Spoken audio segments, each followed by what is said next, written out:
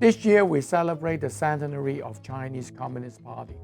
Needless to say, China has made remarkable achievements in the last century, defeating the Japanese aggression in the Second World War, the founding of the People's Republic of China in 1949, restoring all lawful rights including representation of PRC in the United Nations in 1971, and the opening up policy and economic reform beginning in 1979, and China's economic miracle subsequently achieved throughout the last 40 years.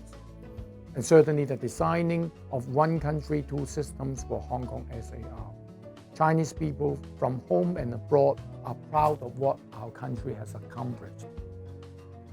From Hong Kong's perspective, being part of China is indeed our act.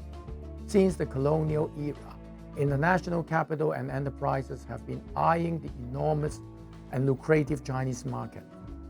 Hong Kong thrives because we make good use of our role as gateway to China. And that not only remains true today, but also will continue to be true in the future.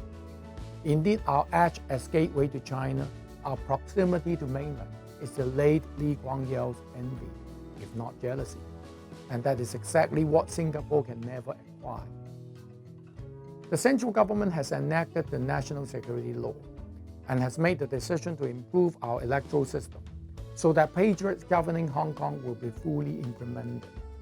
These actions taken indeed help restore the peace and stability for our city, which is vital to maintaining our dynamic and robust business environment. They save us from turmoil and political disputes arising from those hatred incited by opposition camp against mainland.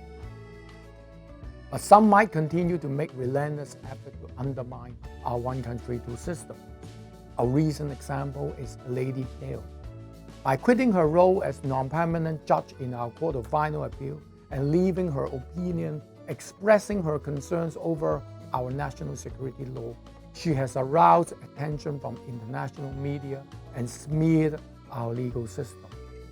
In stark contrast, Lord Sumption, a principal judge from the United Kingdom, also sitting as non-permanent judge in Hong Kong, openly reminded his fellow colleagues their role in judiciary and the embarrassment created if they meddle in politics. This is particularly important when earlier on, some blatantly call for joint resignation of UK top judges, railing against our national security law. And this is done to facilitate politicking by politicians. Perhaps this is their new definition of judicial independence, catch everyone by surprise.